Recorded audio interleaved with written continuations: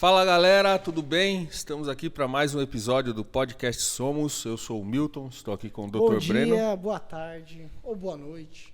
Já aproveitando, antes de falar do nosso convidado, curte aí, compartilha, deixa o seu like pra gente, isso ajuda demais. Se inscreve no canal se você não é inscrito e acompanha aí os nossos podcasts. Hoje a gente está aqui com um convidado especial. Grande convidado, ex-grande convidado. Já foi grande um dia, hoje não mais. Exato. Estamos falando de Reverendo Rafael Jordão. Ó, que Reverendo. reverendo. Tô nem acostumado que com coisa, isso. hein?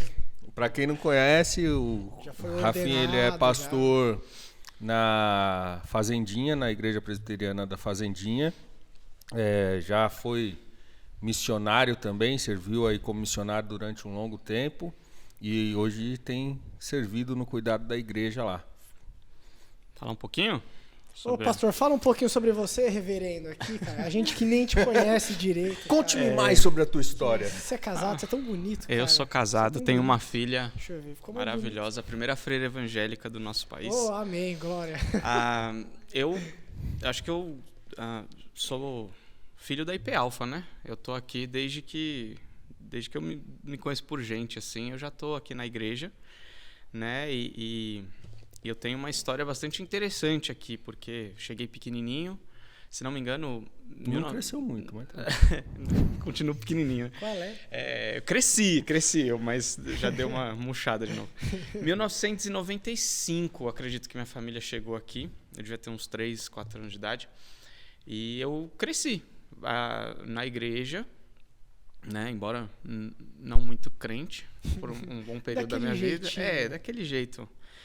Mas era aquele típico filho de crente, né? Que a gente pensa que é crentinho por tabela, assim. Por osmose. Por osmose, né? Mas eu tenho eu creio que eu tenho uma história bem bonita aqui dentro, porque muitas pessoas viram o meu crescimento, né? Aqui eu sou conhecido como Rafinha, até estranho me chamarem de Reverendo Rafael, eu tô perguntando quem que é. Antigamente era bolinha, agora não vai. Mas as pessoas que me viram crescer aqui, às vezes ainda, né, se surpreendem assim, quando me veem já no ministério. Eu estou no ministério há 10 anos, 11 anos. Né? Eu saí no dia 6 de julho de 2011 e não voltei mais para casa, né, só para visitar. Então eu estou aí nessa caminhada e em novembro do ano passado eu concluí um longo processo até a minha ordenação pastoral. Mas Bota longo o processo nisso foi aí. longo, cara. Você tá maluco. Anos de seminário, licenciatura, né? Mas foi um tempo necessário. Mas eu tô atuando na Igreja da Fazendinha eu cheguei lá em agosto de 2019 ainda como seminarista, né? E assumi a igreja lá, o trabalho da igreja em março de 2020, junto com o Covid, né? Chegamos juntos lá. Achamos culpado. Estamos lá desde então. Você não só, quando você foi lá para a Fazendinha, você não só assumiu a igreja, né? Você começou um trabalho também como professor na escola lá, sim, né, Rafa? Sim. Eu comecei um trabalho como professor de ensino religioso e de inglês, né? Já começa a doutrinar as crianças assim, ó, desde cedo agora. Escola sem partido, né? Eu comecei lá como professor de ensino religioso em inglês, num colégio chama Colégio Cristão Atos, lá em Cajamar. É um colégio de educação cristã e clássica, né? Então foge muito dos padrões aí da educação que a gente tem no nosso país. E ali dentro Deus me deu muitas oportunidades de crescer, tanto ministerialmente como educador também, né? Pude fazer outros cursos aí na área. E hoje eu sou diretor do colégio. Nossa, estamos falando aqui com alto clero. Nossa, cara aqui, ó, bom. Eu tô hoje, pela graça de Deus, eu sou diretor do colégio, né? Continuo, né, como professor de lógica, ensino religioso. Larguei a língua inglesa, que nunca foi muito minha praia, mas tem sido muito bom fazer essa integração igreja e escola e ver os frutos que a educação produz, né, no coração das crianças. Isso é o bom é que maravilhoso. Quando tiver excursão, vocês fazem, não é excursão, é viagem missionária. O Breno é fantástico. Quem chamou o Breno, cara? Ô Rafa, você falou aí que tem 11 anos que está na caminhada aí do ministério, né? Nesse processo até chegar à ordenação e tal. Você começou como missionário na Jocum, certo? Certo. Em janeiro de 2011, eu fui para um acampamento bastante conhecido aqui do pessoal, né, que é o Jovens da Verdade, lá em Arujá. Fui meio a contragosto, assim, porque eu não estava muito firme, né? Eu fui para acompanhar uma amiga minha na época que me chamou. E lá, o cara que ficou responsável pelo meu quarto, ele era um seminarista, né? E ele era de uma missão, eu não me lembro agora exatamente qual que é, mas ele contava muitas coisas. E eu fui com o coração muito fechado, mas no meio da semana, acampamento de uma semana, no meio da semana Deus começou a falar muito comigo através das pregações e do testemunho desse conselheiro aí no quarto. E à medida que o tempo passou no acampamento, eu fui me inclinando para essa pegada da vida ministerial, foi olhando com outros olhos, eu fui me identificando com algumas coisas. E achamos o culpado, então. Então. Qual que é o nome dele? Vitor Oliveira é o nome dele. Nunca mais vi o cara. Nunca mais vi o cara. Vitor, por favor, aqui, se um dia você ouvir esse podcast... Você é culpado disso. Agradeço a Deus pela sua vida. E aí a gente... Acho que no último culto, né, como de praxe em todo acampamento, né, fogueira e tal, tem os desafios, tem os apelos e a gente às vezes não bota muita fé nesses momentos, né, mas ali Deus falou muito no meu coração sobre o meu chamado. E no primeiro momento você não sabe chamado para quê, para onde, como que funciona esse negócio. Então eu voltei, vim falar com os pastores aqui, o Wilder, na época o Marcos Botelho, né, que era responsável pelos jovens, adolescentes. E eu comecei um discipulado mais de perto com o Marcos, e aí veio através do nosso reverendo Renato Wong e também do Vitor Fontana a ideia de Jocum, né? Então a ideia era passar 6 meses lá e ver o que ia dar. Acabei passando só pra ver, assim, alguns anos aí. Depois de Jocum fui para Missão Peixes, depois da Missão Peixes eu passei eu fiquei um tempo em quartel-geral trabalhando como apoio na igreja local lá, onde eu conheci minha esposa, né? Missão com propósito. Preciso de uma viagem missionária agora. Mas o meu chamado foi... eu não tive um marco, assim, a não ser esse do acampamento, mas eu fui entendendo a necessidade de manusear bem a palavra da verdade para tratar de pessoas feridas. Uma coisa que me chamou a atenção é que no Brasil você lida muito mais com pessoas feridas por uma má teologia do que com não cristãos. Sério né? mesmo? Então, assim, vou pregar pro perdido e tal, mas às vezes o perdido é aquele que tá dentro da igreja mesmo, né? Tá perdido. Tá perdido porque não tem uma boa instrução bíblica. E eu vi uma necessidade gigantesca de eu aprender, aprofundar, para poder servir melhor as pessoas que Deus colocasse no meu caminho. E aí, depois de 5 anos no campo missionário, que eu fui para o seminário presbiteriano JMC, e lá eu me formei, graças a Deus, né? Cara, mas você já tinha essa ideia pastoral ou a ideia era ser um missionário mais capacitado? Porque é uma diferença grande, É uma né? diferença grande. Então, como é que foi essa virada de chave de ser um missionário para um pastor, né? Eu acho que foi um Local. período... Foi um período de resistência da minha parte, porque todo mundo falava assim, eu vejo em você um pastor, eu vejo em você um pastor, e eu tinha, sei lá, aversão à ideia de pastor, né? Porque quando você vai para a primeira vez no campo missionário e você volta para a sua igreja local, você acha que sua igreja nem é de crente, porque ninguém evangeliza, ninguém faz missão e não sei o que e tal. E aí eu ficava nessa crise, eu não quero ser pastor, imagina ficar sentado num gabinete, não, isso não é para mim, eu quero... Ouvindo os outros chorar. Eu quero o campo, eu quero, né, aquela ideia meio aventureira, ganhar assim, eu quero almas, ganhar assim. almas para Jesus, baita termo errado, né, enfim. E aí... acabou que as pessoas falam, não, mas você tem um cuidado pastoral, Deus usa muito você no aconselhamento e você tem uma boa retórica, né? Você fala muito bem, suas aulas são... Eu falei, gente, isso não é para mim, eu não quero ficar trancado em igreja. Verdade, o que você já me aconselhou não é brincadeira. Não resolveu muita coisa. Então não me ouçam mais, porque não... Mas assim, foi um momento que eu tive que lidar com uma situação específica, onde eu vi que realmente a falta de preparo teológico mata pessoas. E não da minha parte, mas da parte de outros, né? E isso fez com que despertasse assim, o desejo de, se eu quero cuidar de pessoas, seja quem for, eu preciso do melhor instrumento, que é a palavra de Deus. Sim. E se eu não tiver um bom domínio dela, eu não vou conseguir. Virar o rei da apologética. É mais ou menos esse caminho, assim, não diria o rei, mas poder, né? Ser um bom apologeta. Exatamente. Que é importante, né? Muito importante. Aliás, é até interessante. O caso em si foi com a minha esposa. Ela tinha uma irmã especial, né? Nasceu com várias dificuldades de saúde. E ela sempre ia para a igreja e o pastor e uma outra moça lá, falava para ela que ela tinha que orar, fazer campanha, subir um monte, passar óleo e não sei o que e tal. E fazer todas aquelas práticas que a gente conhece. Terra. E ela, muito nova, né? Devia ter uns, sei lá, seus 12 anos, ela fez tudo isso por muitos anos, né? Ela botou toda a fé dela naquilo. Até que o Senhor recolheu a irmã dela. Ela não foi curada. E nesse meio tempo, essa mulher, ela falou para Dani o seguinte, Deus vai usar você para curar a sua irmã.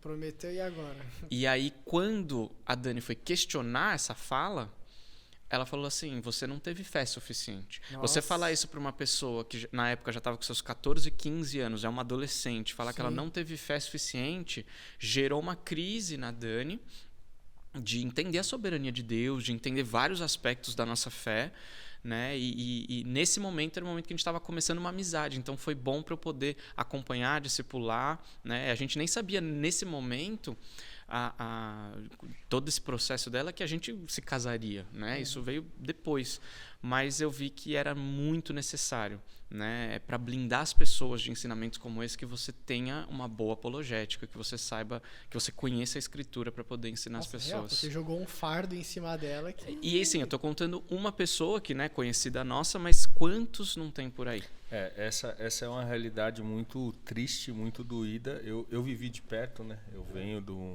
antes de ser presbiteriano, eu venho do meio pentecostal. E infelizmente, não todos, tá? Mas infelizmente a gente tem as pessoas que fazem uso de falas como essa e acabam sendo mais perniciosas do que qualquer outra coisa, né? Exatamente. E isso é muito danoso para a vida da igreja, né? Estraga a cabeça de uma pessoa, o emocional de uma pessoa, deixa pessoas iradas com Deus, né? Porque elas não conheceram o Deus das Escrituras, elas conheceram um Deus inventado por homens, né? E isso o buraco às vezes é irreparável, né? Quantas pessoas aí leva muitas vezes a pessoa a pecar contra Deus, tipo, de várias formas, né? Exatamente. E dizendo isso, a gente já caminha para o nosso assunto tema, né? Porque hoje a gente vai falar de confissão de pecados, cara. Por isso vocês chamaram o Breno, é isso? Eu não peco. Você já tá como pastor lá na Fazendinha há quanto tempo já? Então, como pastor ordenado, eu fui ordenado em novembro do ano passado, mas eu assumi a direção da igreja em março de 2020. Então, eu estou no meu terceiro ano lá. E aí, seu gabinete já está lotado lá, então. Essa é uma questão interessante, porque o meu gabinete não está lotado, porque no nosso contexto de igreja ele é muito mais de visitação nos lares do que das pessoas vindo até a igreja, né? Isso varia de contexto para contexto. Conheço pastores que não conseguem nem sair do gabinete de tão lotados que eles estão. Mas a nossa congregação ali é muito mais o tete-a-tete nas casas, as visitações pastorais, né? Sei. Então, eu tive, em 2020, inclusive, eu tive mais de 140 visitas, né, lá na congregação. Porque é uma igreja que demanda esse contato, né? E aí, nas conversas pastorais, você tem de tudo um pouco, né? Mas elas são importantes. Aliás, visitação pastoral é muito importante, porque você conhece a realidade da sua ovelha. Você escuta muita confissão de pecado nessas visitas pastorais? Fez aconselhamento por causa disso, eu fiz isso. Então, Porque deve ser difícil falar o que você fez de errado, hein? Eu vou falar um pouco assim do que eu tenho vivido, não só lá na Fazendinha, mas ao longo dos anos.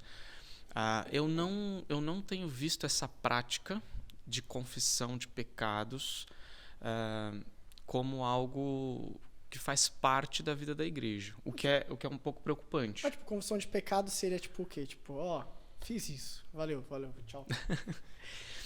Eu acredito que... Não é assim. Eu entendi o que você quis dizer, né? Eu acho que a confissão de pecados é um princípio bíblico. Ela é uma disciplina espiritual para nós.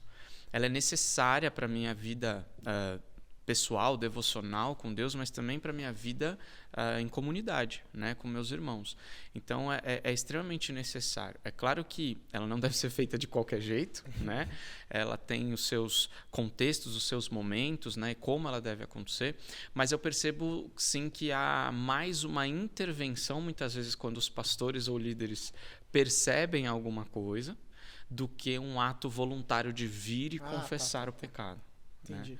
Né? Seria muito melhor, por assim dizer, que cada um de nós, ao pecar, fosse direto ao Senhor e, dependendo do pecado, das condições, circunstâncias, procurasse, não qualquer um, né? Nem as redes sociais, mas que fossem alguém maduro na fé, alguém que possa te acompanhar, que possa te orientar e expor o seu coração, os seus pecados. Porque normalmente é justamente essa ideia. Não, já confessei para Deus, eu não preciso falar para mais ninguém, né? Errado não tá. Tá sim, Breno. Tá. Por favor, corrige ao vivo. Vamos lá. Não é porque... Vamos corrigir o erro Aquele pessoal, Deus já sabe que eu vou confessar. É que o assunto ele não é tão preto no branco, né? Porque são contextos, né? Tem atenuantes, tem agravantes. Qual foi o pecado, onde foi, quem viu, quem não viu, em que circunstância foi. Existem questões muito delicadas muitas vezes. Né? Exatamente. Tipo, o pecado público expõe a público. Todo pecado, em primeiro lugar, ele fere a Deus. Sim. Né? É o que o salmista fala. Eu pequei contra ti somente. Mesmo sendo ali, depois de um adultério, de um assassinato, né? Uhum. Mas todo pecado ele ofende diretamente a santidade de Deus. Né? Então, todo pecado tem que ser confessado a Deus. Certo. Mas isso não exclui a confissão a pessoa que eu feri. Sim. Que eu ofendi, né? Que eu, de alguma forma, machuquei. Então, por exemplo, eu vou pegar o caso de um jovem solteiro, né, que tem problemas com pornografia, né, com masturbação ou com alguma questão sexual. Com 90% dos moleques. Não, eu acredito que esse jovem ele deve buscar o Senhor, confessar os seus pecados, mas é um pecado pessoal dele, interno dele, que ele não precisa necessariamente reparar com alguém. Sim. Mas é de bom tom, é bíblico que ele busque o socorro em alguém. Né? Eu costumava falar para os adolescentes aqui na UPA, inclusive, se a gente aprendesse a confessar a tentação, a gente não precisaria confessar o pecado. Porque se eu peço ajuda antes, né? Porque esse termo cair em pecado, ele é muito errado, porque pressupõe que você, né, estava andando e de repente, né, não, o pecado é uma... Pecado, eu tô caindo em pecado, tem um buraco na minha frente, aí eu não consigo o pecado é algo que ele vem sendo gerado, né, no nosso coração. Tiago fala, cada um é tentado pela sua própria cobiça. Exato. Quando esta o atrai ou seduz. Né? Então tem um processo até o pecado nascer. E a Bíblia, Deus fala, né, sobre Jó, que ele era um homem temente, que ele se desviava do mal.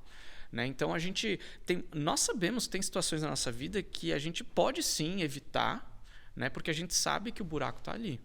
Então, se a gente aprender a confessar a tentação, ligar para esse nosso amigo na fé, para esse líder, para esse pastor, por alguém que nos discipula, que é mais maduro, que tem mais experiência, e falar assim, cara, eu estou passando por essa tentação, eu estou querendo assistir a pornografia aqui, se a gente expõe o desejo, porque ser tentado não é pecado, né? O pecado vem na maneira como eu respondo à minha tentação. Então, se eu respondo biblicamente a ela, fazendo bom uso dos meios de graça, dos socorros que Deus coloca na minha vida, então eu vou ter uma vitória nessa tentação. Mas se eu escondo que eu estou sendo tentado, então a chance de eu cair é 1000 vezes maior. Então, confessar a tentação é melhor, é mais prudente. Sim. Né? Claro, pecou, confessa o pecado, mas aprenda a confessar a tentação, porque vai te ajudar muito na caminhada de fé. Tiago ele fala, né, que para a gente confessar, né, as nossas culpas, né, e orar um pelos outros, porque a oração do justo pode muito ser feita. Exatamente. Então olhando assim, esse texto, ele mostra pra gente a confissão como um processo de cura. Sim. Tá certo isso? Exatamente. Não é Deus que cura? Mas o Deus que tem os fins determina os meios para os fins também. Então, a cura é de Deus, obviamente, mas um meio para a cura, nessa questão das feridas causadas pelo pecado, está aqui. nisso que a gente está fazendo, na comunhão, né? No abrir da palavra, de confessar uns aos outros, orar uns aos outros. Acho que é Tiago 5:16 ou 17 que fala, né? E você tem ali, Breno, um imperativo, né? Faz o mandamento. Confessai e orai uns pelos outros, né, para que vocês sejam curados, atrelado ao que vem antes, né, que ele está falando exatamente sobre a oração de fé e tudo mais. Então você tem um princípio muito interessante nesse texto de que quando eu confesso o meu pecado, eu estou me colocando à disposição do tratamento, né, do tratamento do meu problema. E isso vai trazer a cura para o meu coração. Né? Não é imediata, né? É um processo, mas certamente isso vai trazer benefícios, né, para minha vida espiritual e para minha vida social, financeira, conjugal, várias outras. Acho que o maior problema da nossa vida começa com o pecado, né? Mas quando a pessoa é muito resistente a falar, ter como você cutucar a pessoa até ela se abrir, a confessar, porque é difícil para eu chegar para tal pessoa, falar, conversar, confessar, é difícil pra caramba isso aí. É muito difícil, Breno. E primeira coisa, né, o pecado ele não deve ser confessado a qualquer pessoa. Porque se você procura alguém que não tem maturidade, é mais provável que esse pecado vire uma fofoca no meio da igreja do que um processo de restauração. Então, saber a quem recorrer é o mais importante. Os presbíteros, assim...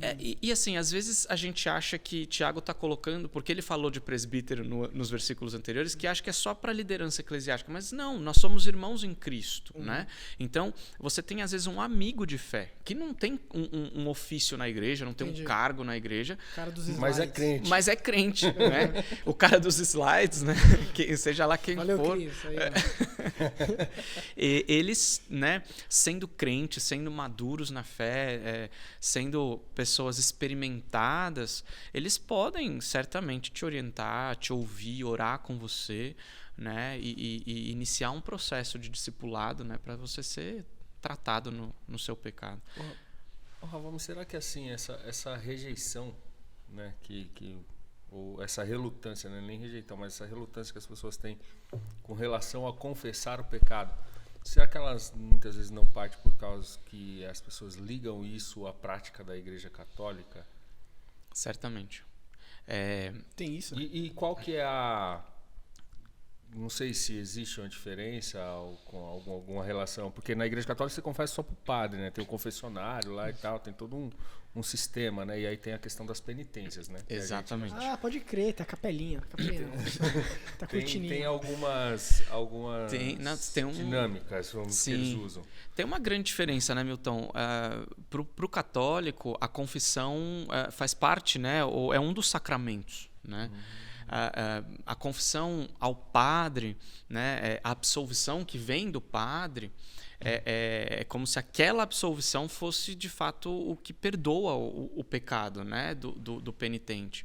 Tipo, a voz do padre é a voz de Deus. Assim. É como se fosse isso. Pelo entendimento que eles têm desde o início, né, do que é a Igreja Católica, né, o peso que isso tem, o poder, né, que os padres e os outros sacerdotes ali, não sei quais são todos os cargos que eles têm, mas está muito atrelado, por ser um sacramento, a essa ideia de ser um santificador, né, de ser algo, um sinal visível, né, como os sacramentos nossos são símbolos, né, são sinais visíveis.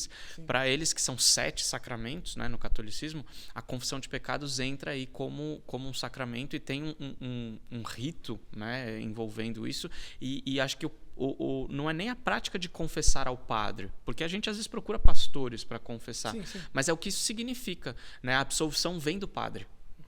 Né?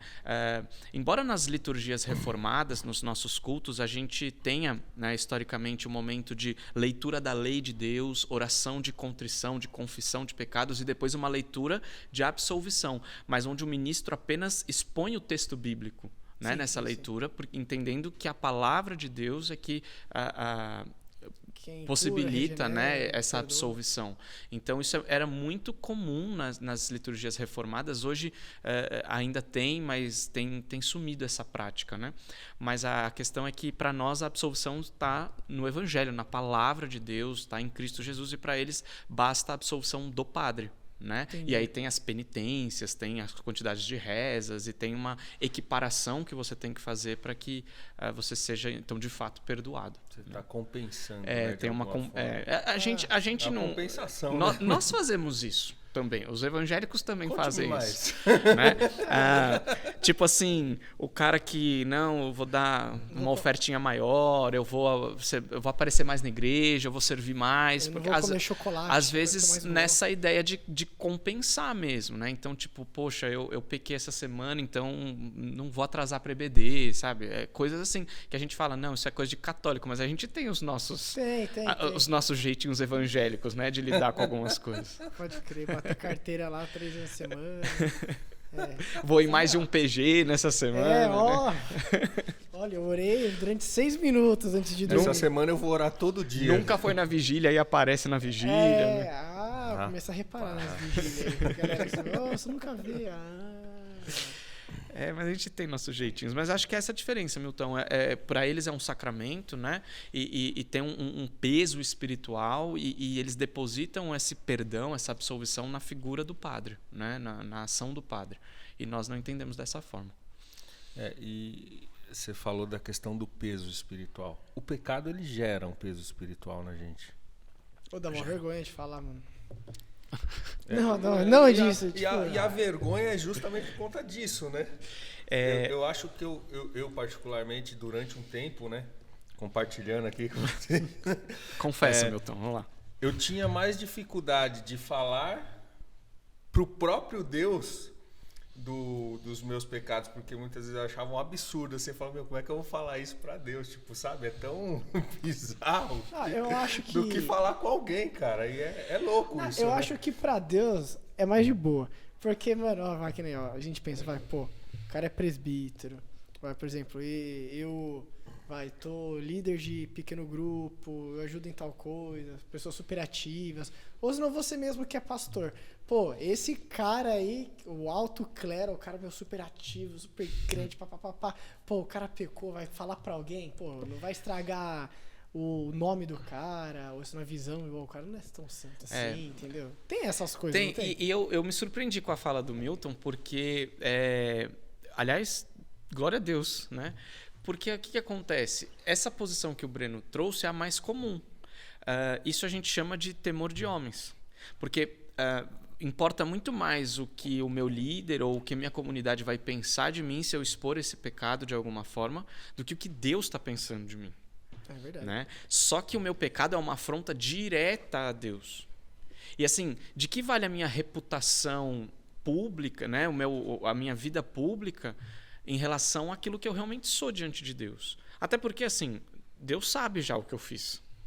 Né? Pra que falar? É brincadeira. Deus sabe o que eu fiz. Então, é lógico que é difícil também confessar a Deus. Mas a gente... E aí vem aquele pensamento, né? Já confessei para Deus, então tá tranquilo. Tá bom, não preciso confessar. Mas é porque a gente teme mais a opinião das pessoas do que a opinião de Deus. E isso é um problema grave. A gente tem muito medo dos homens. Tem até aquele livro que chama... Bíblia. Não.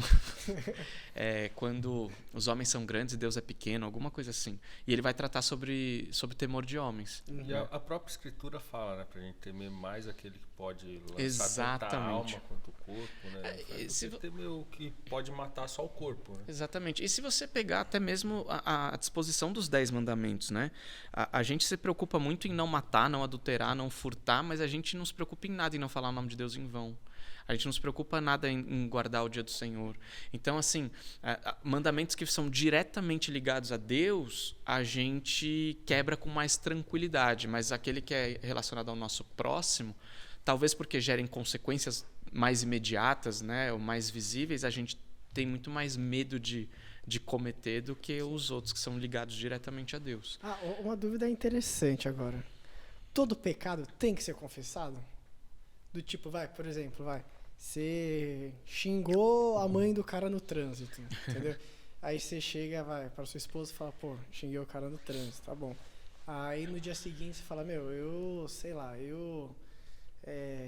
Ajudei a velhinha a tropeçar na rua e caiu no chão. Você ajudou a velha a tropeçar na rua? Não, cara, agora poxa, você- Breno. Não, você esbarrou. Você vai pro inferno direto, cara. velho. Tem Você perdão isso aí, não. você esbarrou nela sem querer, ela caiu no chão, nem percebeu e tal.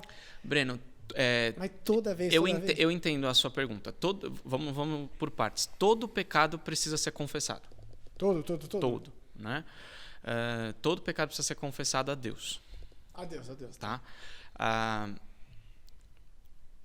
Todo pecado, eu não diria assim que é mandatório você confessar sempre a alguém no sentido de eu xinguei uma pessoa no trânsito, mas certamente essa sua atitude ela tem uma raiz. Por que eu xinguei a pessoa no trânsito? Sim. Porque ele me deu uma fechada ou porque, sei lá, quais são os motivos, né? Mas o nosso pecado ele tem uma raiz. Sim. E se a gente identificou que aquilo é um pecado, né, a gente precisa entender a raiz desse pecado. E aí, confessá-lo a Deus, mas chegar em casa, se você é casado, falar, poxa, hoje eu xinguei a pessoa no trânsito. É uma confissão que talvez a sua esposa ou alguém perto de você vai te ajudar a entender por que você fez isso. Né? O que te motivou a xingar, o que estava no seu coração naquele momento. Então, eu acho que é sempre, nunca é negativo a confissão de pecados. É claro, quando ela é feita de forma displicente. Igual eu falei, tem gente que vai para a rede social, né? Xinga, Tem- no Twitter. tem Abre gente- o coração no Twitter. Exatamente. É o muro das lamentações do crente, né? As redes Exatamente. Então, assim, isso é boa, precisa isso é precisa ter prudência, né? Mas eu creio que todo pecado deve ser confessado, sim. Principalmente quando o pecado envolve terceiros. Sim. Né? Sempre a Deus, quando envolve terceiros, e às vezes não só diretamente, mas indiretamente. Né? Se você é casado e você ainda pratica masturbação, isso deve ser confessado para sua esposa. Porque você feriu a Deus e feriu a ela. Porque a masturbação, no contexto de casamento, também implica num adultério. Né? Então, assim, você tem... Se a gente começar a cavar, a gente vai chegar assim, numa podridão gigantesca do nosso coração. Não, com certeza. Então, toda a confissão, ela é útil, ela é benéfica. E a gente não faz porque a gente teme o que os outros vão pensar de nós. Porque, na verdade, a gente é muito orgulhoso. Sim, eu já vi também aquela desculpa do tipo, não, eu não vou confessar pra pessoa e tal, porque já foi resolvido e tal, e vai acabar magoando a pessoa, ela vai saber de tal coisa, meu respeito. Então, eu já vi muita pessoa falando, em prol do outro, eu vou evitar falar, entendeu? Até porque eu já me resolvi com Deus. Provérbios 28, ele vai falar que o que encobre as suas transgressões nunca prosperará, mas aquele que confessa e abandona alcança misericórdia. Calma, cara, nossa, Então, quis me bater assim. então eu creio que encobertar com esses receios, poxa, Sim, mas sim. aí, né, aí eu vou ter que levar isso para frente, vai ter que tratar e tudo mais. Ou quando a gente fala assim, não, eu vou deixar passar, porque às vezes não é a gente que, não foi a gente que pecou, mas pecaram contra a gente. Sim. Porque a gente está falando de confissão, mas o tema ele é amplo, ele vai falar sobre perdão, ele vai falar sobre várias coisas, né? Então, assim, deixar passar com o intuito de querer a paz, né, é um pecado. Né? A paz, se possível, a verdade a qualquer preço. Eu vou evitar o conflito, então Evitar eu não vou o tratar conflito. a questão. Exatamente. É um pecado que a gente, assim, nós seres humanos caímos com muita frequência. Seria um porque pecado de omissão isso? de omissão também. De omissão, covardia, temor de homens. E isso é importante na confissão, você nomear os seus pecados. Né? Quando eu peco contra o Milton, né? Eu sei o que eu fiz. Eu vacilei com ele. Aí eu chego lá e eu falo assim, Milton, se você se sentiu ofendido, me perdoa. Não, mas já está errado. A gente tenta dar uma atenuada, né? A gente tenta, né? E piora. Porque parece falso esse pedido de perdão. Cara, você falou isso, eu lembrei de um acontecido comigo. Não fui eu. Eu não vou dar muito detalhe da pessoa em si, mas aconteceu com uma pessoa, tipo, ela foi agressiva, tipo, numa reunião de obreiros da igreja e tal, e me ofendeu de certa forma. E aí depois de um tempo eu fui conversar com essa pessoa e eu falei pra ela, olha, eu queria te pedir perdão porque né? Se eu disse alguma palavra que te ofendeu, alguma coisa, tal. Eu era ofendido da história, mas eu estava buscando a pessoa. Ela olhou para mim, não, te perdoo, tudo bem. Se eu fiz alguma coisa para você também, me perdoa. Desse jeito, você fica com mais raiva ainda. Não, aí eu falei amém. Isso aí, cara, eu tava tão em paz com Deus que eu falei amém, irmão. E ó, vazei. Mas é interessante essa abordagem. Depois de acho que uns 2 anos, mais ou menos, a gente resolveu a situação. Porque depois de 2 anos, cara. Deus incomodou, né? Eu sempre falo uma coisa pra Jéssica. Eu falo, tipo, quando a gente é ofendido, eu sempre falo, cara, Deus é quem justifica, né? Então, fique em paz que Deus vai tratar a questão. Em branco não passa, né? Mas é louco, né?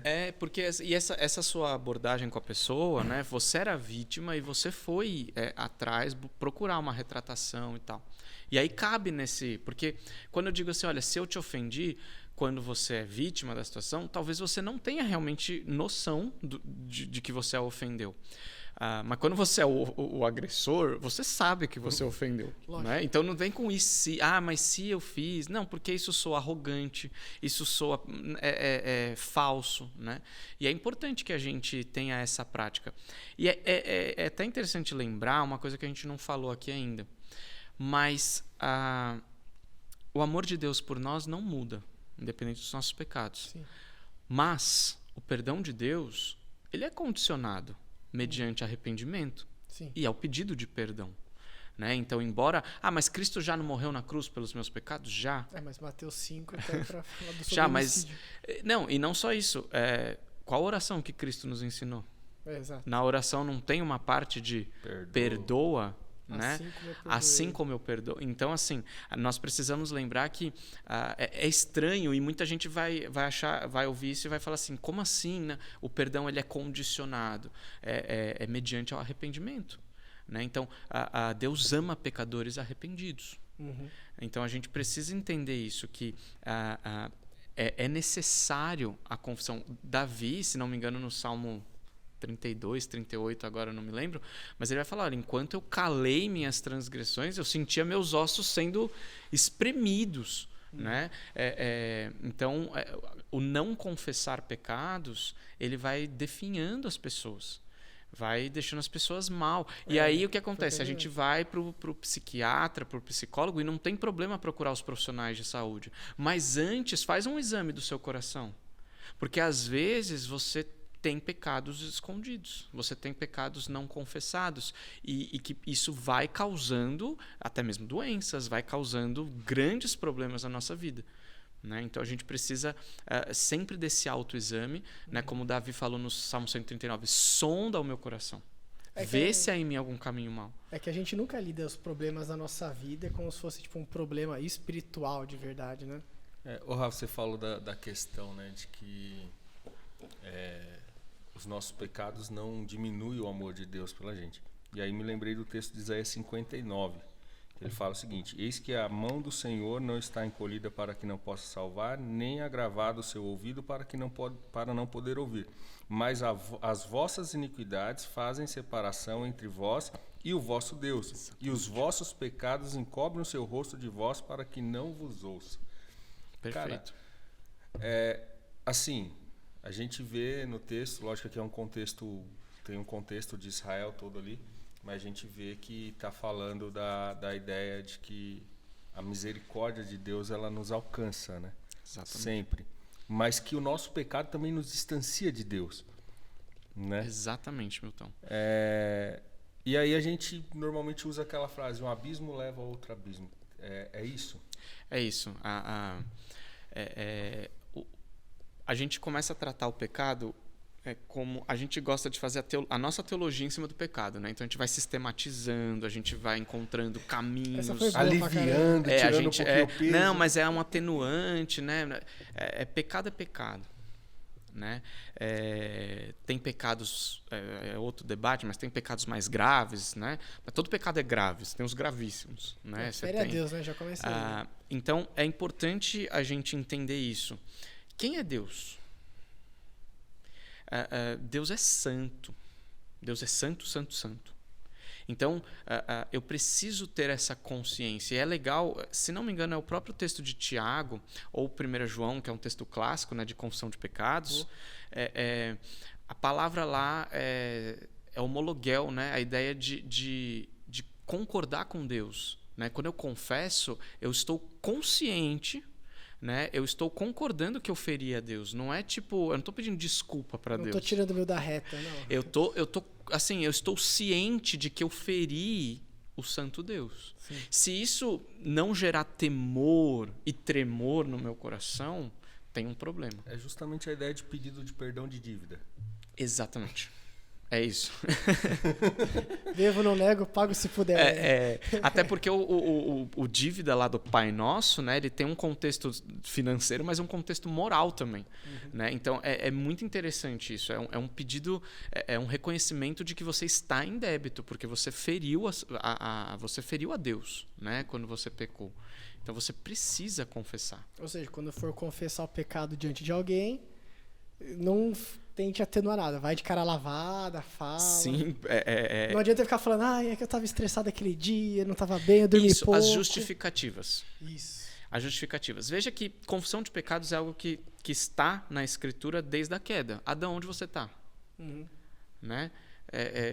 Deus porque tá você vergonha, né? aqui, tô na moita, tô com Adão, vergonha. quem disse que você estava nu? Então, assim, Deus chamou Adão ao arrependimento. Deus conduziu Adão para que ele falasse, olha, e o que Adão fez? Foi a mulher que você me deu. Cara, mas isso é fantástico. Deus chama, né? Deus chama. Cara, que louco. E assim, Deus chama o tempo todo o seu povo ao arrependimento. Né? Eu não lembro agora o teólogo que fala, mas ele diz que até o nosso arrependimento precisa de arrependimento. Né? Porque muitas vezes tem na Escritura várias pessoas que falam assim, olha, eu pequei. Né? Judas fala isso. Judas fala, eu pequei traindo sangue inocente. Mas não é um arrependimento genuíno. Não é um arrependimento sincero. Houve confissão. Né? Houve confissão. Eu pequei, eu traí. Ele disse o que ele fez. Mas, por 20 moedas, tava um baita de um desconto. 30, Brenão. 30, por exemplo. Diminuiu 10. Já tá aí o desconto. Então, você tem outros casos assim na Escritura. Né? Saul, por exemplo. Você tem Balaão, que ele reconhece o pecado dele, mas ainda assim ele continua, né? Ele dá estratégias para fazer com que o povo de Deus tropece. Então, muita gente reconhece o pecado, mas o arrependimento não é genuíno. E é claro, a gente não vai entrar em questões de salvação, de ação do Espírito Santo, mas assim, veja, não é um simples ato de confessar de forma mecânica, mas é de entender, é de consentir, é de concordar com Deus, é de se submeter àquilo que Deus vai tratar em você a partir do momento que você confessa o seu pecado. É tipo o cara que sonega, né? Não, tô sonegando, tal. Sei que eu tô errado, mas eu tô fazendo contra o governo. Imposto né? é roubo. Imposto é roubo, né? Imposto é roubo. É mais ou menos essa ideia, né? Exatamente. Então a gente precisa ter muita cautela para tratar desse ponto da confissão de pecados, né? Porque ela é muito mais profunda do que a gente costuma lidar. Ela não é só aquele momento do culto que vai ficando cada vez menor. Não sei se vocês reparam isso, mas nas liturgias esse momento vai ficando cada vez menor, né? A gente ainda coloca lá, né? Porque nós somos reformados, mas ele vai perdendo um pouco a sua essência, né? Veja, a gente consegue... no momento de intercessão no culto, a gente cita lá quem são os enfermos e tudo mais.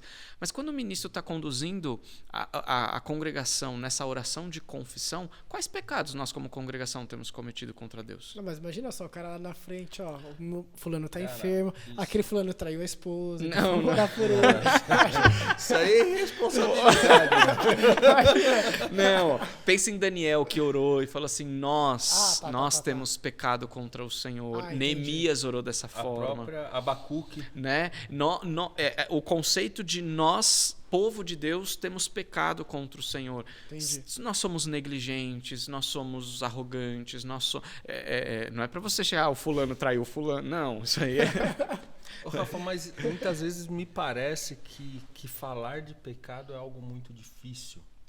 se tornou algo difícil para a igreja. É vamos lógico, dizer o assim. visitante vai embora. Você vai falar e parece que você tem que pisar em ovos para falar sobre isso. Vai escandalizar o visitante. Eu particularmente, eu dou minhas caneladas, né? Mas, mas eu acho estranho isso, né? De onde que vem isso? Se a gente olha para a história da igreja, os gigantes nos quais nós sentamos nos seus ombros, né, para aprender, olhar, e a pregação deles era completa. Eles falavam de criação, queda, redenção, consumação. Mas esse é o evangelho. Esse é o evangelho. Ou seja, o evangelho de uns tempos para cá, ele vem sendo pregado pela metade, né? As boas notícias só fazem sentido se eu entendo as más notícias. Então eu preciso falar de pecado, né? Porque, legal, Jesus me ama. Só isso. Quais são as implicações práticas disso? Se eu não entendo o que é o pecado, quem Deus é, e uma série de outros pressupostos que eu preciso ter para que essa frase faça sentido. Uhum. Né? Então, eu acredito que quando a igreja brasileira começou a abandonar os pilares da reforma protestante e deixou de olhar para os pais da igreja e deixou de olhar para a igreja primitiva, o sermão de Pedro, belíssimo, que faremos, pois? Né? Ele expôs toda a escritura e aí pergunta, o que nós vamos... Arrependam-se. Sim. Arrependam-se.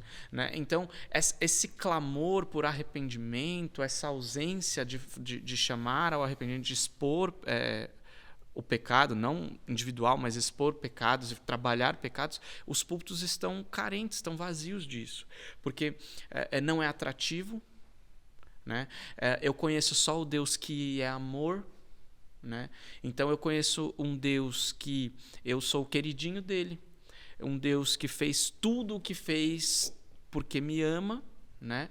E eu começo a omitir outras partes fundamentais da nossa fé. Porque assim, dentro dessa sua fala, se a gente parar e pensar em amor de Deus, o amor de Deus ele faz sentido quando eu entendo que esse amor é expresso na pessoa de Jesus Cristo, perdoando os meus pecados, cravando o escrito de dívida que era meu na cruz. Exatamente. Aí faz muito sentido. Porque fora isso, não... A gente não fala mais sobre a ira de Deus. A gente fala pouquíssimo sobre a santidade de Deus. Né? A gente esquece alguns atributos de Deus. Né? E Deus, ele é o que ele é. Né? Assim que ele se apresenta. E isso é legal, porque assim, os atributos de Deus não é que Deus tem aquilo, ele é aquilo. Exatamente. Eu sou o que sou, é o que ele fala, né, para Moisés. Diga que eu sou e enviou vocês. Então, a gente precisa olhar para o Deus das Escrituras, entendê-lo dentro da possibilidade daquilo que foi revelado, né?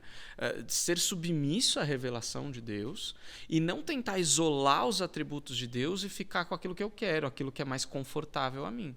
Né? Porque senão, igual você falou, a mensagem não vai fazer sentido. E aí eu vou ter 2 trabalhos depois, porque aí eu vou ter novos membros, novos convertidos, e aí eu vou ter que desconstruir uma série de coisas que eu poderia ter feito lá no evangelismo. Né? Uma coisa bem, acabei de lembrar, que você me emprestou, deu, aquele livro, brincadeira, tem que te devolver o livro. Eu tô procurando ele, Breno. Tá lá em casa. Lá. Que bom, olha o pecado confessado aqui. Publicamente. Vai, não peques mais. Aquele livro lá, O Pastor Pacificador lá. Era esse? Tá eu tô do Alfred Porter. Isso, esse tá lá, bonitinho. Que bom. Não fiz orelhinha. Tá lá, não leu. Tá lá bonitinho. Eu fiz. Do jeito que você me deu, eu guardei. Mas é legal que tem uma parte lá, acho que é próximo do fim do livro, o pastor fala bastante sobre resolver os conflitos membros da igreja, e ele entra na parte de confissão de pecado, e acabou acontecendo dentro da igreja, estava tendo tipo vários escândalos assim e tal, e o gabinete do cara tava lotado de gente falando com ele, confessando pecado e tal. E ele fala, só que confessar pecado não é só pra mim, pastor, né, mas entre todo mundo.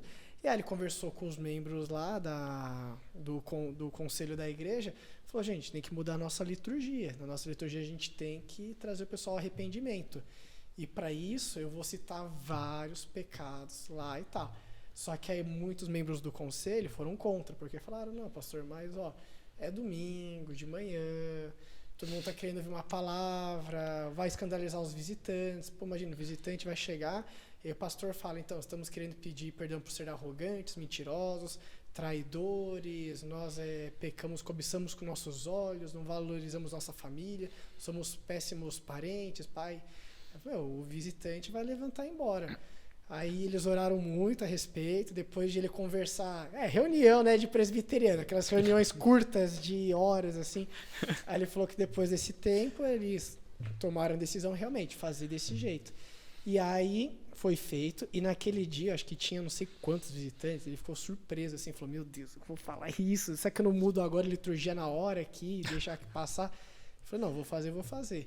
Meu, todos os visitantes, ele disse que, tipo, ficaram, eles falaram, não, é nessa igreja que a gente quer mesmo. Uhum. É isso que é o diferencial de todas as outras igrejas. Aqui, realmente, vocês cumprem o que está escrito nesse livrinho de vocês, lá, os visitantes falaram lá.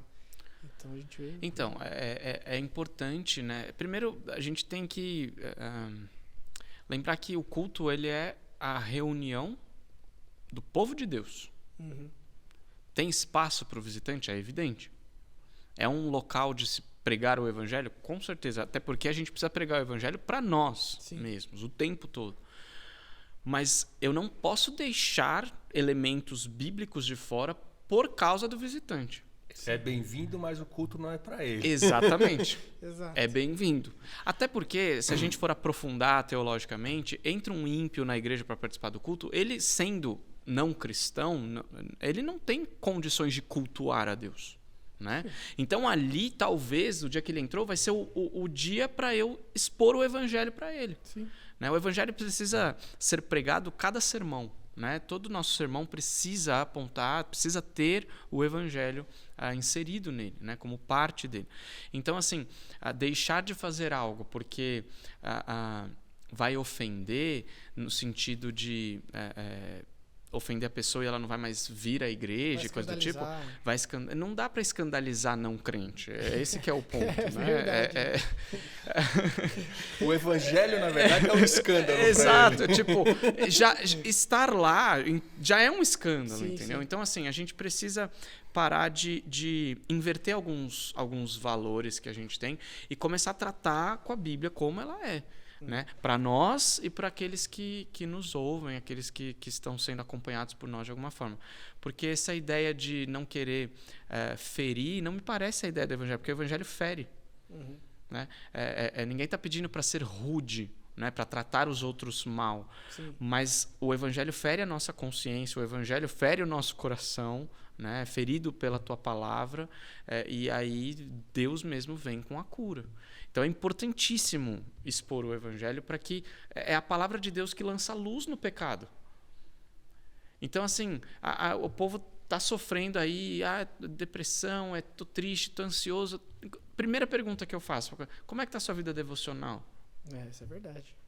Checkmate. Porque, assim, não é que a gente não vai encaminhar para um profissional de saúde, mas eu preciso entender como que está o seu coração. Uhum. A raiz, né, do negócio. Né? Ô, Rafa, dentro desse contexto que a gente está falando de igreja, né, qual que quais são, na verdade, as consequências para a saúde da igreja com essa omissão? Que ruim. A igreja que não confessa o seu pecado, né? O gabinete fica cheio. Não. Eu acho que você leu muito bem aí em Isaías, né? Nós somos privados por um tempo, né? Até mesmo da luz do rosto do Senhor. A Confissão de Fé de Westminster também vai colocar dessa forma, né? Quando nós ocultamos os nossos pecados, nós não prosperamos, é o que o Provérbios 28 coloca. Né? Então, não há... só há malefícios. Só existem malefícios em esconder pecado. Né? Primeiro, eu estou escondendo daquele que vê todas as coisas. Já há uma incoerência da nossa parte. Já é meio burro. Né? Eu estou tentando me manter bem perante as pessoas. Né? Outro problema grave. Meu temor a Deus está em baixa. Né? E aí isso vai atrapalhar a comunhão. A igreja, ao longo do tempo, vai começar a ter um clima pesado. picuinhas vão surgindo. Uma hora o pecado vem à tona. Demonstra mais um distanciamento do que qualquer outra coisa, né, na verdade. E aí toca num ponto, Milton, é que não existe mais disciplina eclesiástica. É verdade, né? Porque confrontar um menino, pô, tadinho. É porque a disciplina ela tem um caráter extremamente terapêutico, né, para a vida da igreja, porque ela serve de exemplo para que os demais vigiem e orem, né? Ela serve para restaurar a pessoa. A disciplina nunca é para humilhar, né? A disciplina é para restauração, né? E aí é até interessante, a gente fala sobre não humilhar, mas é que a gente carrega uma conotação negativa do termo dos nossos dias, porque humilhação é algo bom, é algo bíblico, né? Exatamente. Exatamente.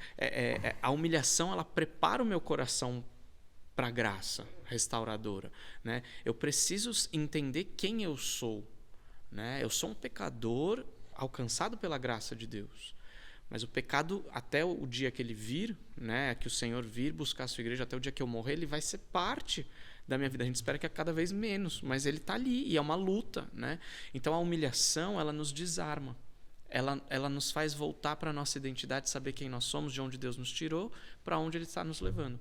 E isso torna o meu coração submisso à disciplina, porque eu entendo o caráter restaurador dela.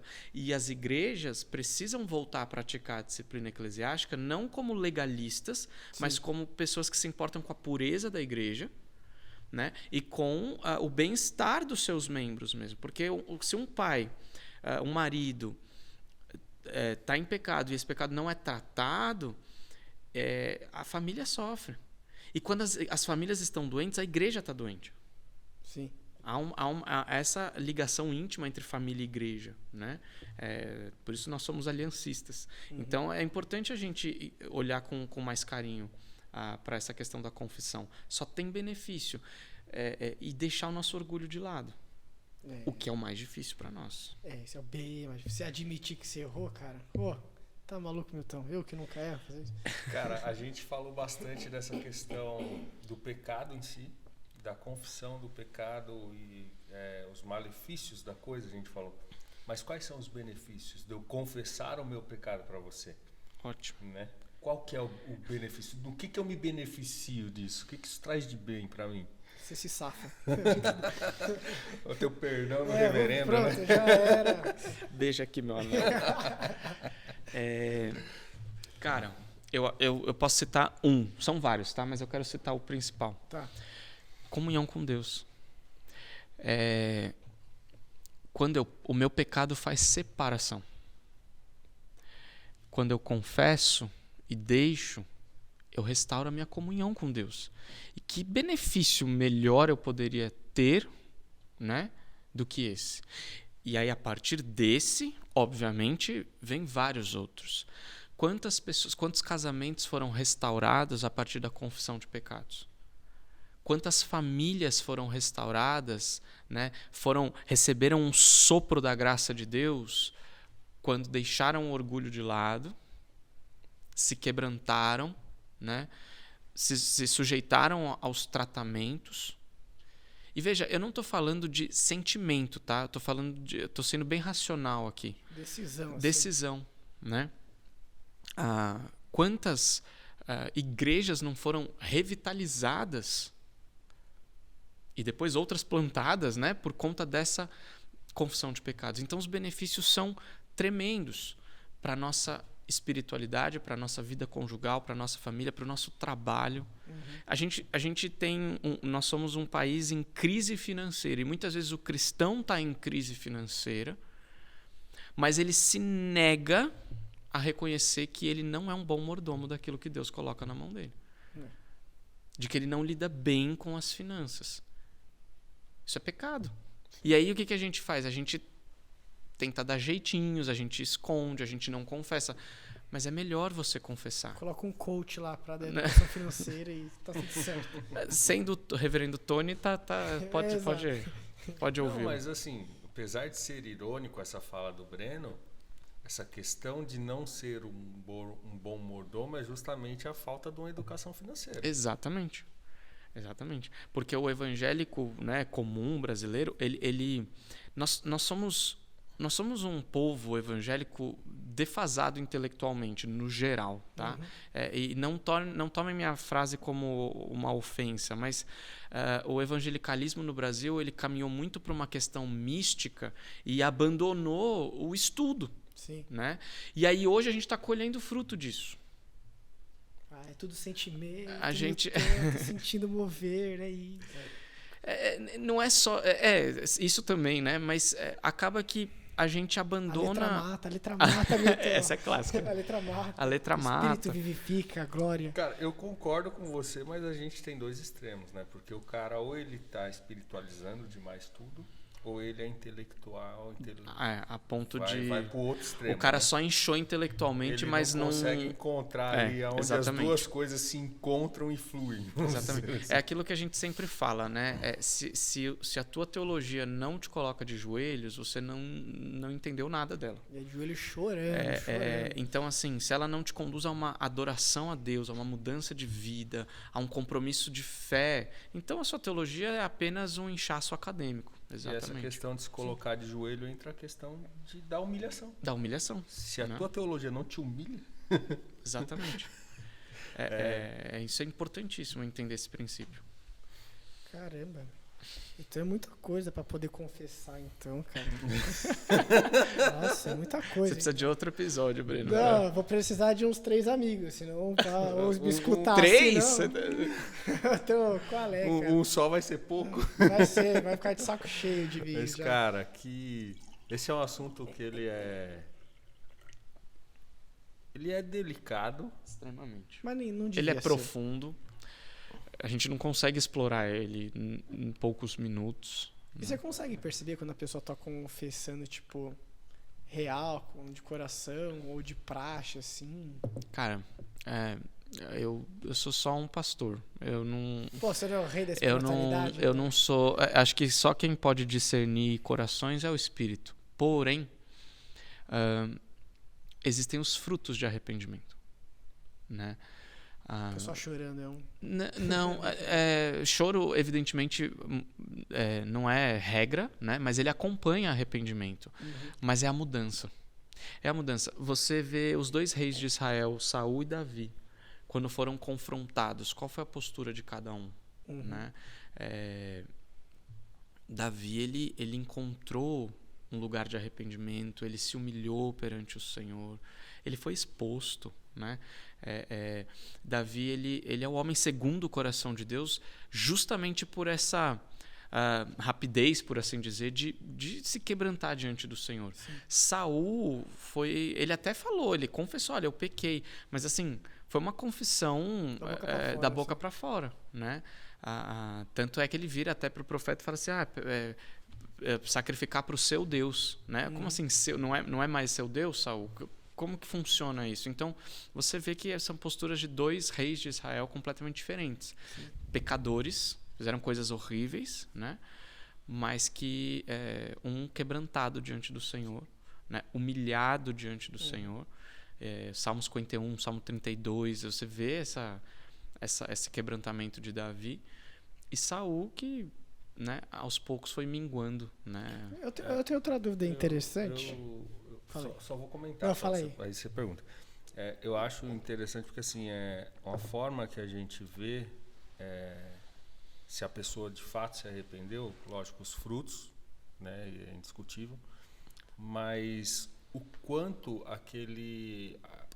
a pessoa está ferida por ter feito aquilo. Sim. Sabe? Não quanto a pessoa, não, eu pequei e tal, fiz isso, tal, não, mas o quanto aquilo machuca a pessoa por ela entender que ela feriu a Deus principalmente. Acho que essa é a maior expressão que a gente consegue, né? Visualizar. Sim. E é interessante, você tocou num ponto muito importante, até do aconselhamento e tudo mais. Nós somos seres horríveis, né? A profundidade do nosso coração, do nosso pecado, ela é tão grande que a gente não consegue medir. Então, a gente ainda corre o risco de cair na autocomiseração, né? Tá. Então, o que eu costumo falar para as pessoas que me procuram e confessam pecados é assim, cara, sente a dor. Sim. Porque foi grave. Mas assim, creia no poder do Filho de Deus, do sangue de Cristo, que te perdoa, né, que te restaura. Porque senão a gente cai em outro pecado depois, que é o da vitimização. E é aquela pessoa que vocês conhecem, né? Que gosta de lamber as feridas, vítima da vida. E aí acaba virando justificativa até para outros pecados. Então, como a gente é podre, né? Como a gente uma hora está aqui, outra hora está aqui, né? Nós somos inconstantes muitas vezes. É melhor a gente olhar para o que a Escritura tem a nos ensinar sobre isso e se agarrar nela. Sim. A gente precisa se alimentar de fato da palavra de Deus. Tanto que é bem isso que eu ia perguntar, essa parte do... Também, a parte do vitimismo também, mas, por exemplo, a pessoa vem até mim, confessar o pecado que ela fez contra mim, né? E a pessoa vem, confessa e tal. Aí eu vou lá e a perdoo. Beleza. E ela vai lá e faz de novo. Ela vem, eu perdoo. Ela vai lá e faz de novo. Aí eu venho, eu perdoo. Então não tem essa mudança. Como que eu tô sendo várias vezes ofendido, lido com essa pessoa? Deus arrebata. Às vezes a gente aplica Mateus 18 só numa esfera, né? Que é do tipo assim, Milton, né? Eu tenho algo com ele, eu vou conversar com ele, ele não me ouviu. Aí eu vou lá, chamo testemunhas, não me ouviu, até chegar na igreja e considerar ele um gentil. Tem 3 chances só. Então, só que o que acontece? A gente aplica isso só nessa situação de eu tentar. Mas espera aí. Às vezes, na primeira vez, ele me ouviu, eu ganhei meu irmão. Uhum. Mas pode ser que dali um tempo, ele faça a mesma coisa comigo. Sim. Aí eu vou tentar de novo. E aí, assim, tem um manual de quantas vezes eu tenho que tentar? Não tem, né? 70 vezes 7, varão. Mas assim, vai chegar um momento que ele, depois que eu ganhei meu irmão várias vezes, mas ele continuou, que eu vou falar assim, cara, mas vamos conversar agora com fulano? Né, na presença dele, porque às vezes eu tô vendo que ele se arrepende, ele pede perdão, mas continua uma luta intensa nesse pecado que ele precisa de ajuda. E às vezes eu não tenho essa condição, porque às vezes a parte ferida não tem realmente condição de ajudar. Né? Então a gente precisa conversar e entender que é necessário recorrer a alguém. Né? Saquei. Então, o Mateus 18 ele não é aplicado somente nesse sentido de 3 tentativas, beleza, não, né? Mas quantas vezes a gente tem que aplicar Mateus 18 com a mesma pessoa, né? Durante a nossa vida? Durante toda a vida. Entenda que o estágio final de exclusão, considerar gentil republicano, ele não é assim, tipo, no WhatsApp, né? É um processo disciplinar mesmo. Né? Nenhum processo de disciplina ele é... Coisa de 3 meses, assim. É longo, ele é dolorido, ele cansa. Aliás, as igrejas não disciplinam muitas vezes também porque Dá preguiça. É trabalhoso. É trabalhoso, cara. Porque assim, o processo disciplinar, ele é educativo, tratativo. Exatamente. Pô, vai expulsar a pessoa, vai perder um dízimo aí, mano. Então você tem... Cara, infelizmente isso é uma realidade. Tá zoando, mas é uma realidade. Os caras usam o dízimo, né?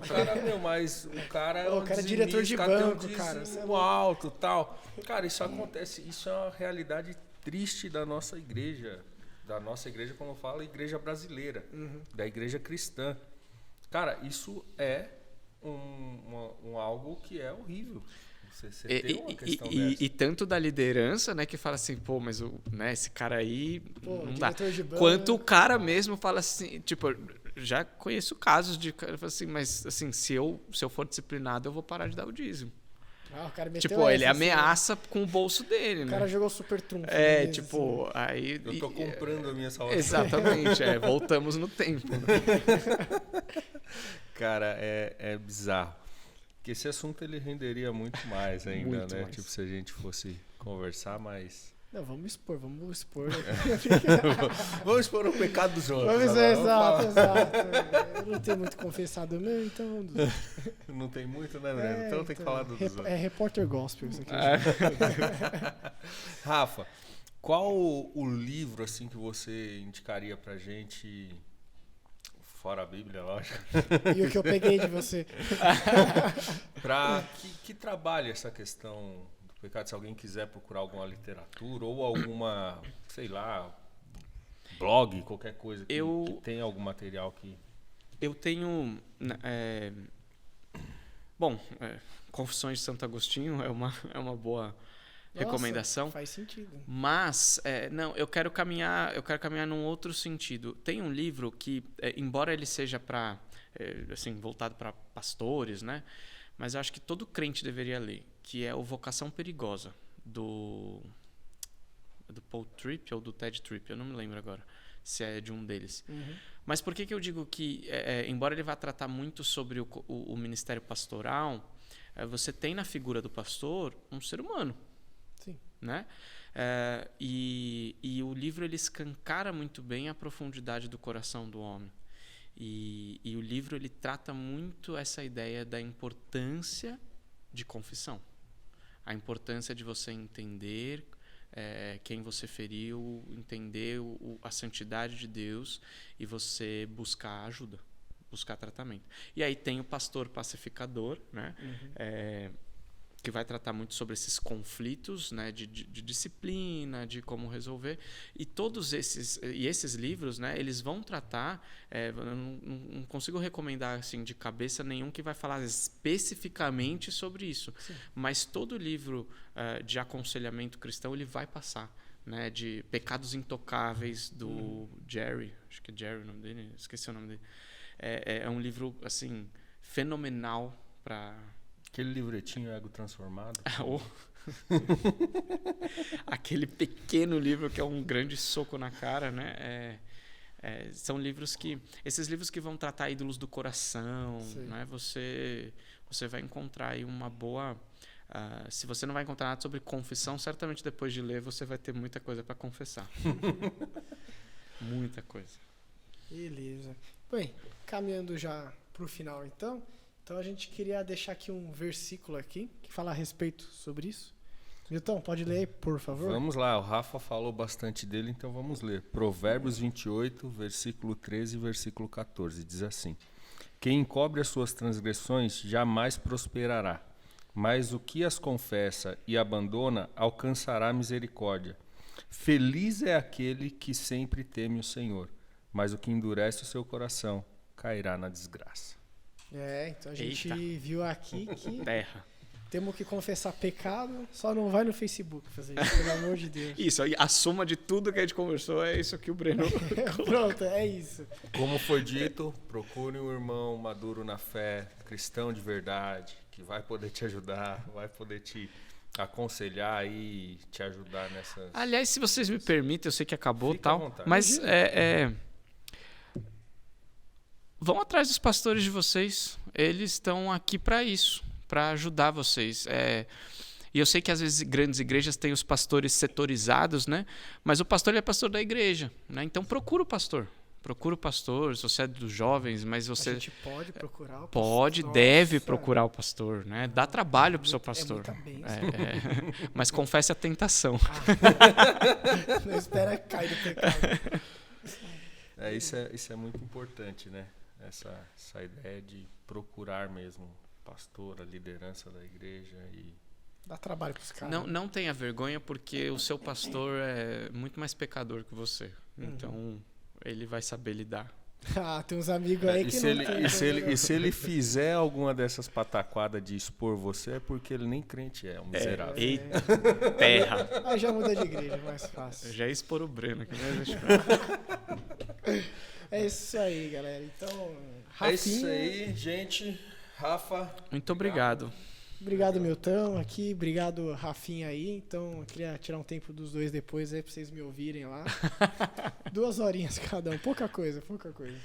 2 horas cada um. Nossa. Mas obrigado aí pela oportunidade. Obrigado por ter aceitado aqui o convite. É um prazer aí ter um cara tão ilustre aqui. Tão importante da minha vida aí, cara. Tanto que você me aconselhou, tanto que você me ajudou aí. Isso aí não até o cabelo pra gente ver, pô. É que agora você delegou pra ele, né? Então, Passou o bastão. Eu entreguei. É isso aí. Tamo junto. É isso aí, gente. Brigadão. Não esqueça, se inscreva no canal, curta o vídeo, compartilha. Ajuda aí o canal a crescer. Valeu, galera. Boa noite, bom dia, boa tarde pra Nós. vocês. Tchau, obrigado.